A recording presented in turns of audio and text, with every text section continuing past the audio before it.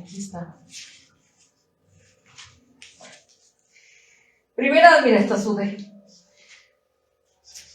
Tesalonicenses, versículo 2, y dice la palabra: damos siempre gracias a Dios por todos vosotros, haciendo memoria de vosotros en nuestras oraciones, siempre sin micrófono, acordándonos sin cesar delante de Dios y del Padre nuestro de la obra de vuestra fe, del trabajo de vuestro amor y de vuestra constancia en la esperanza en nuestro Señor Jesucristo. La iglesia de Tesalónica es una iglesia que además tiene que... Yo quise tomar la iglesia de Tesalónica para venir a predicar en esta iglesia, porque precisamente hablamos de espacios que son clave para nuestro Señor. Dios nos manda poner una iglesia en lugares claves. No creas que encontraste el local porque pues está más cerca de tu casa, o porque está muy bonito y qué bueno que esté bonito, porque el Señor también se ocupa de eso. Pero en los lugares donde nos manda a poner iglesias son lugares estratégicos para Dios, ¿ok? Y hay veces que Dios nos mueve. Nosotros abrimos un lugar en el norte y por un tiempo estuvo bien. Pero llegó un momento donde Dios dijo: muévanse. Y yo me acuerdo que le dije a Rose: nos vamos a mover para el sur. Desde el norte hasta el sur, Liliana, pues es que el Señor nos está poniendo todos los lugares que podemos rentar en el sur. Hay que hacerle caso al Espíritu Santo. Yo me empecino en querer abrir un lugar en el norte y muy seguramente lo voy a localizar, pero a mi gusto, bajo mis reglas. Y no le voy a hacer caso a lo que Dios quiere para mí. ¿Cuántas veces nos hemos empecinado en hacer lo que nosotros queremos? Ay, Señor, ese trabajo es mío. Ay, Señor, esa pareja es mía. Ay, Señor, ese lugar es mío. Y ese lugar posiblemente no te pertenece. Y también, hablando del corazón, muchas veces, hay veces que nos empecinamos en querer sentir lo que estamos sintiendo sin antes entregárselo al Señor. Nos empecinamos y decimos: este es mi sentimiento de rencor y de coraje, y no lo voy a soltar.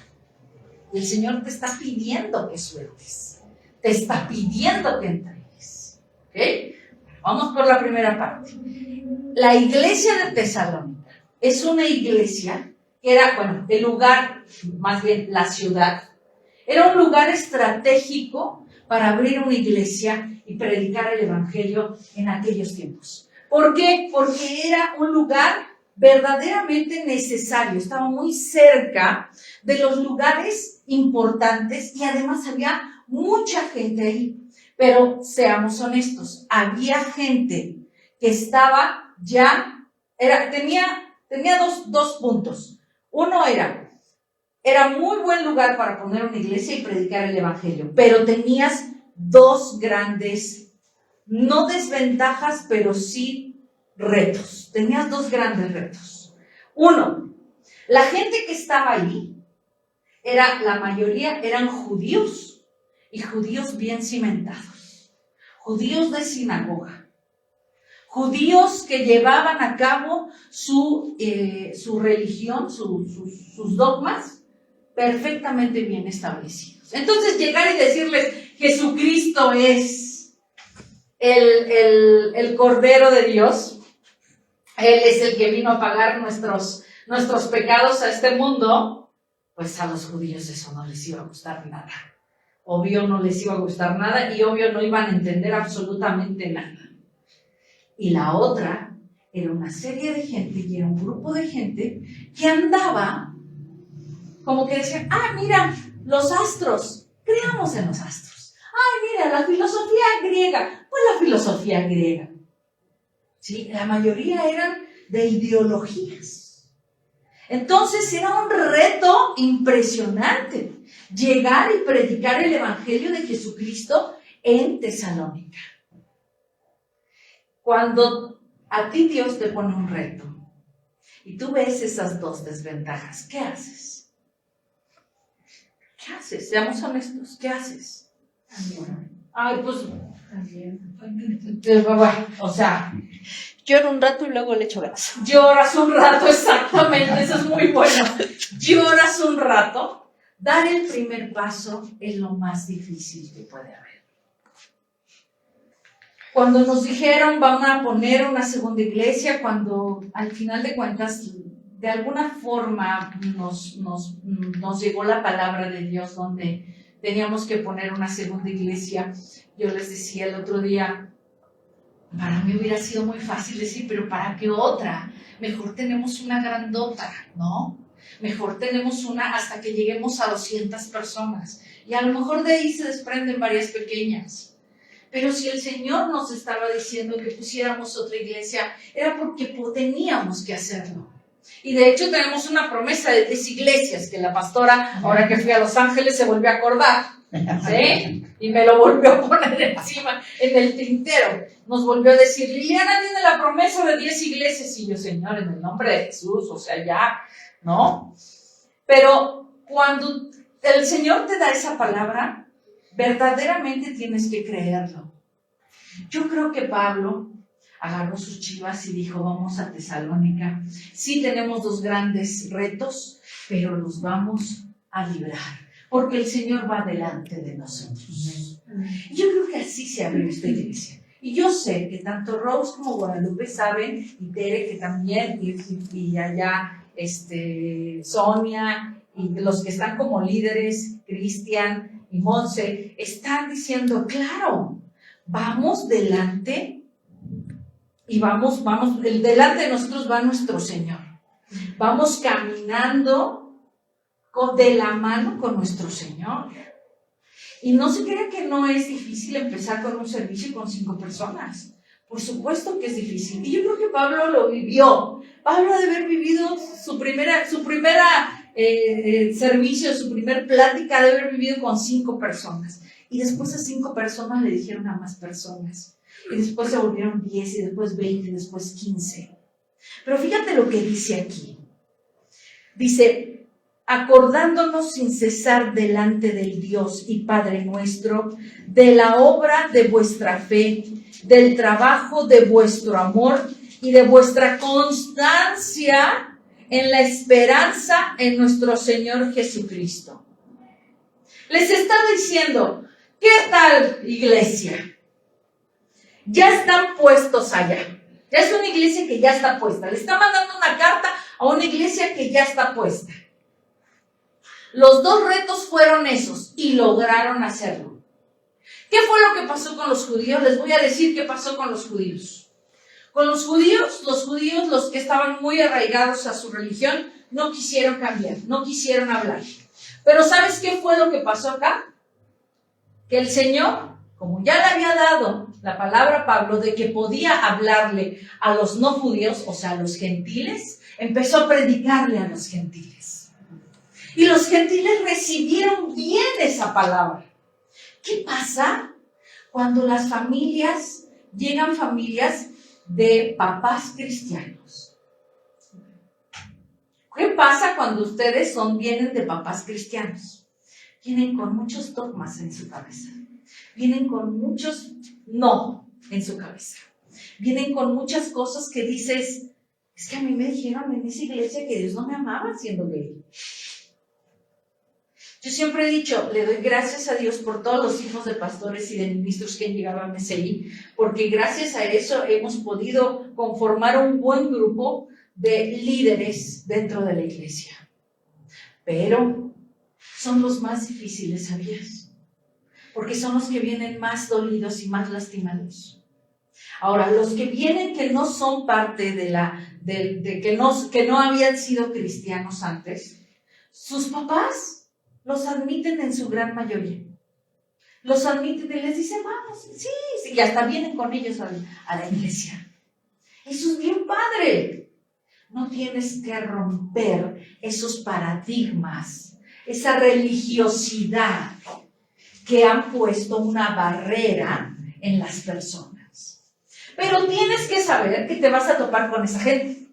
Tienes que saber que vas a toparte con gente que tiene dogmas perfectamente bien establecidos en su vida y sobre todo en su religión, y que va a ser muy difícil decirle. Yo alguna vez, la persona que a mí me llevó a la iglesia, que ella es gay y que además súper atacada porque toda su familia eran pastores y mujeres casadas con pastores.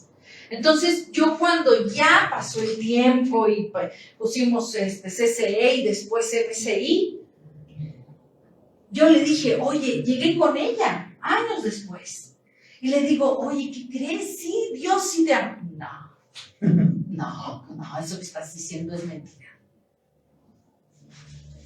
Oye, no, es verdad. Dios nos ama tal y como somos. Dios no nos castiga. Dios no quiere que mandarnos al infierno. No. Eso es mentira. Bueno, ven a la iglesia y cerciórate por ti misma. Ya conoces el poder del Espíritu Santo. Ven y cerciórate en la iglesia. Ya no me creas a mí. Créele al Espíritu Santo. No, ¿para qué? No. Y entonces, ¿qué fue lo que pensé? Hay muchas personas en el mundo que dicen, yo soy del mundo porque Dios me echó fuera. Y me doy un clavado al mundo y ahí me quedo. Y hasta nado de muertito. ¿No? Me echo un buen nado.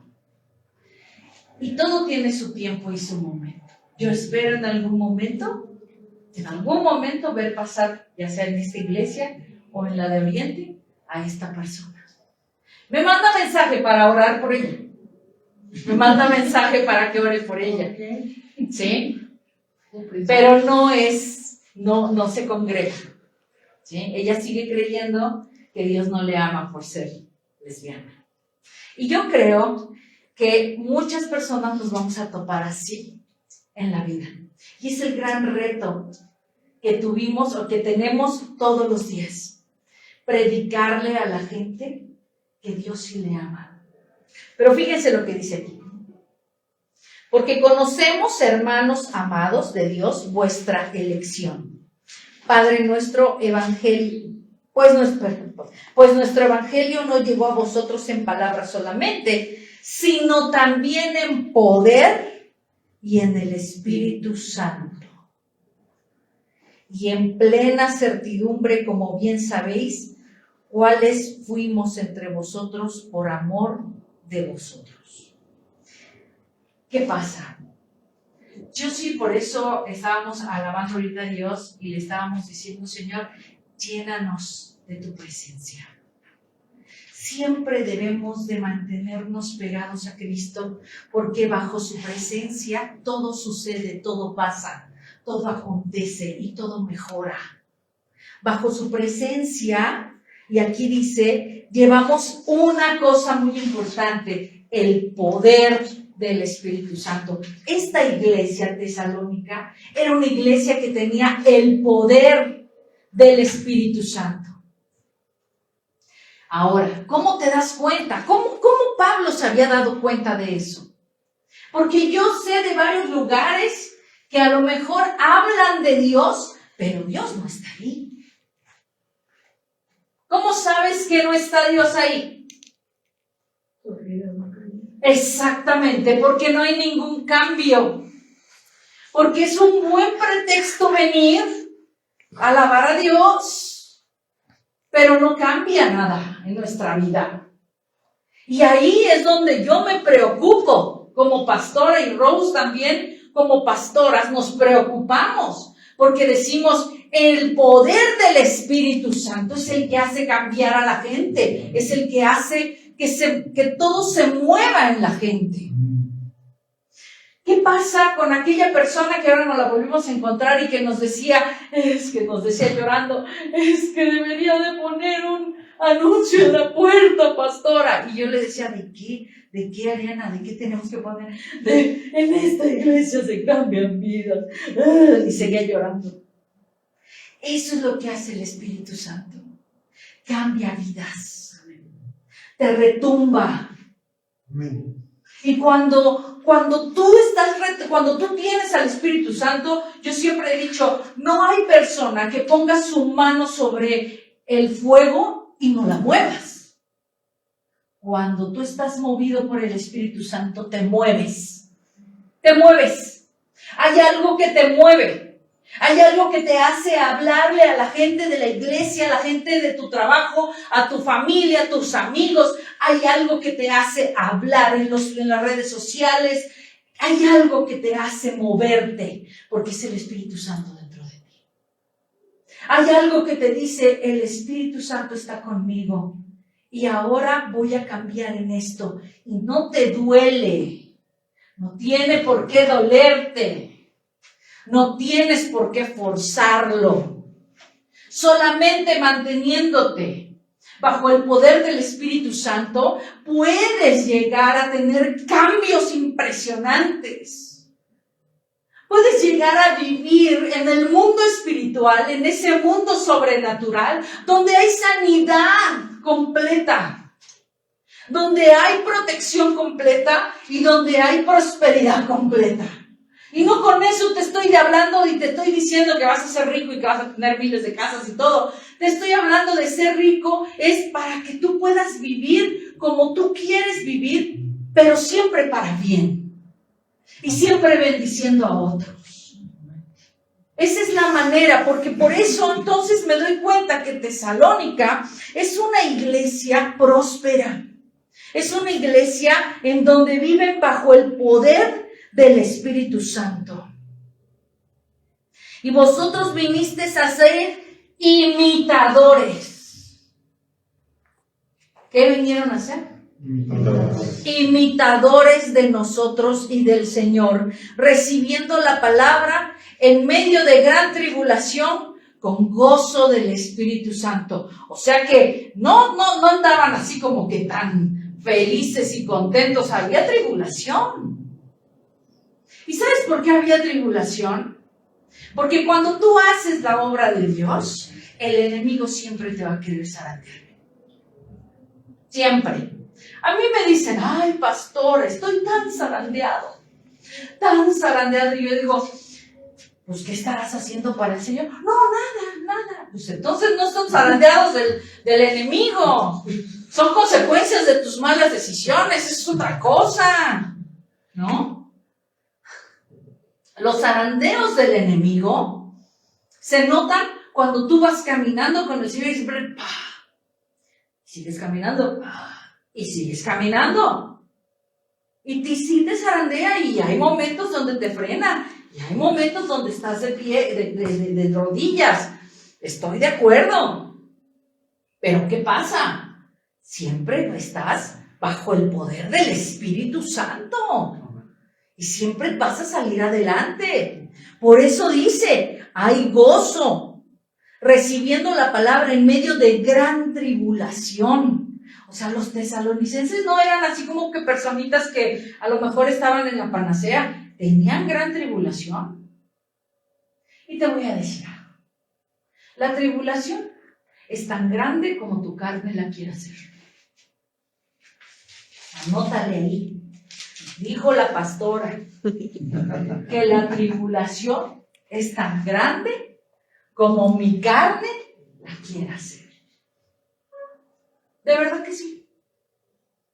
Si tú dejas que tu mente vuele y te den una mala noticia y tu mente vuele y ya estás desahuciado a lo mejor en una cuestión de física, en una cuestión de enfermedad, o tu mente vuela porque piensas que no vas a tener un buen trabajo, o tu mente vuele porque la pareja te va a dejar, o tu mente vuele. Te voy a decir algo, ya estás en gran tribulación por tú solito, porque tú solito le creíste al enemigo que te está ahí diciendo, te vas a poner mal, y te vas a morir, y te va a dejar, y no vas a poder, y le estás creyendo.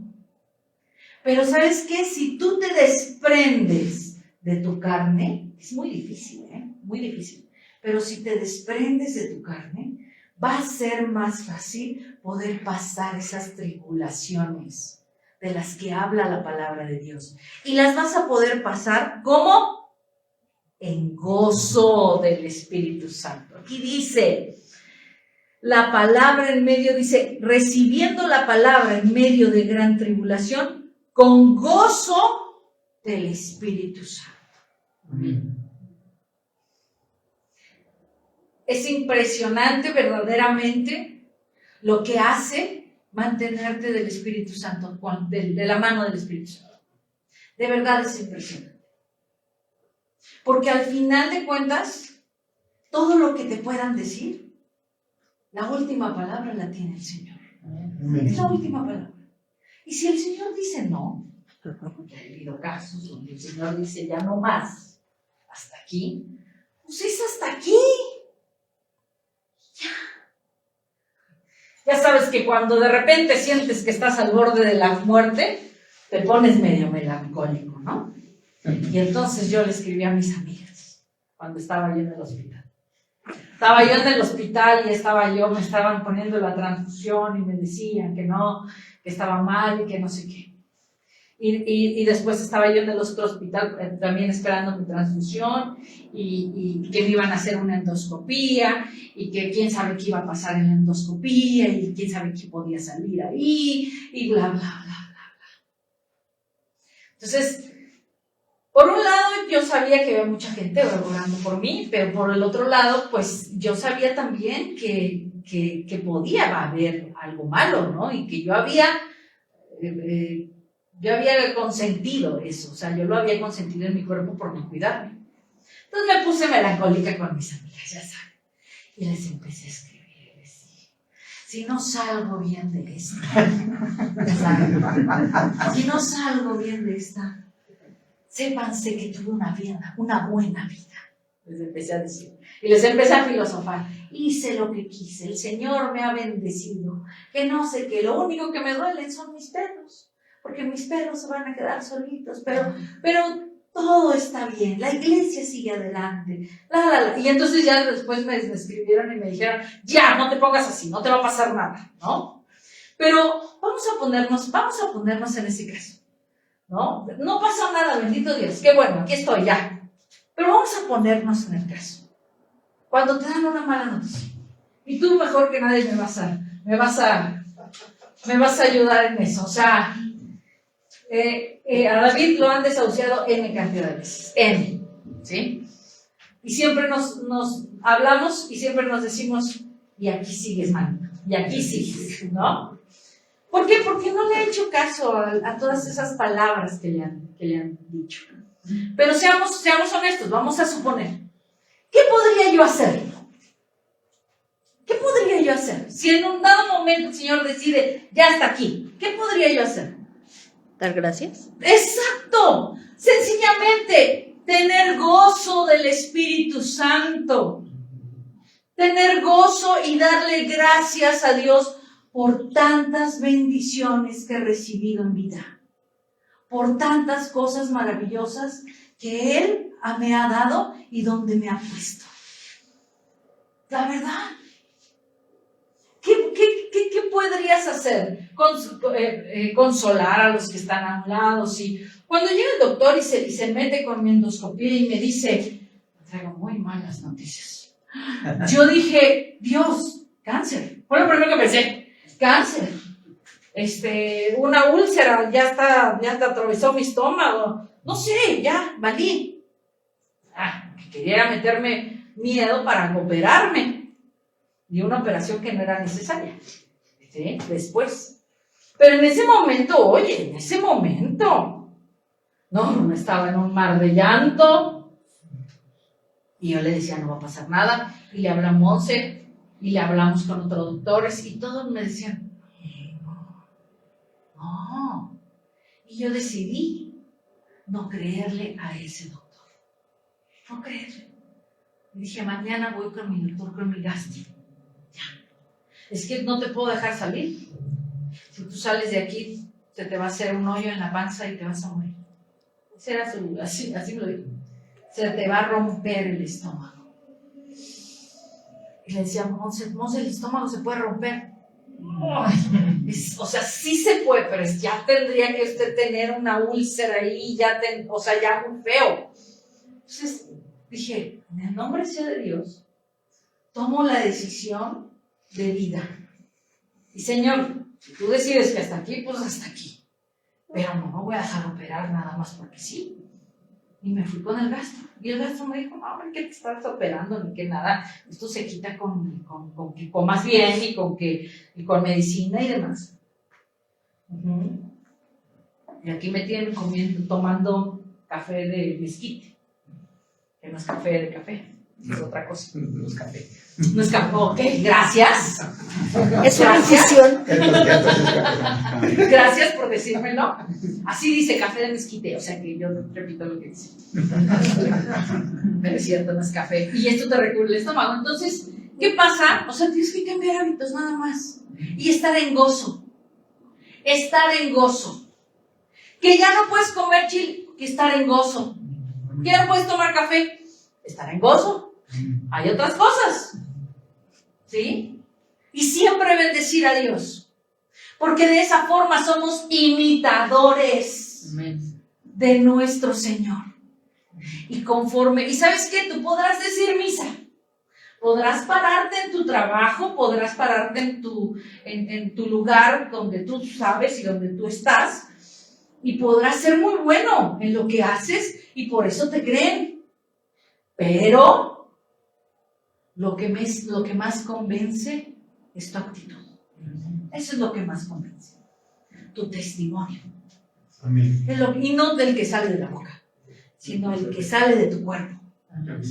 Ese es tu testimonio, el que convence. Para los tesalonicenses fue un gran reto este trabajo. Para Pablo fue un gran reto. Para la gente que se quedó en Tesalonia fue un gran reto. Pero gracias a eso, hoy conocemos de la palabra. El Evangelio de Jesucristo es el Evangelio que más ha sido propagado por el mundo. Hasta el día de hoy llevamos 2025 casi años propagando el Evangelio. Y apenas 25 en México, hablándole a gente como tú y como yo. Apenas 25. Si juntáramos a todas las iglesias incluyentes en un solo lugar, no pasaríamos de 200 personas, ¿sabes? Es muy triste esto que te estoy diciendo. ¿Cuántos gays crees que haya en este mundo? En la Ciudad de México. Vamos a poner nada más en la Ciudad de México. Tiras una piedra y cae en un gay.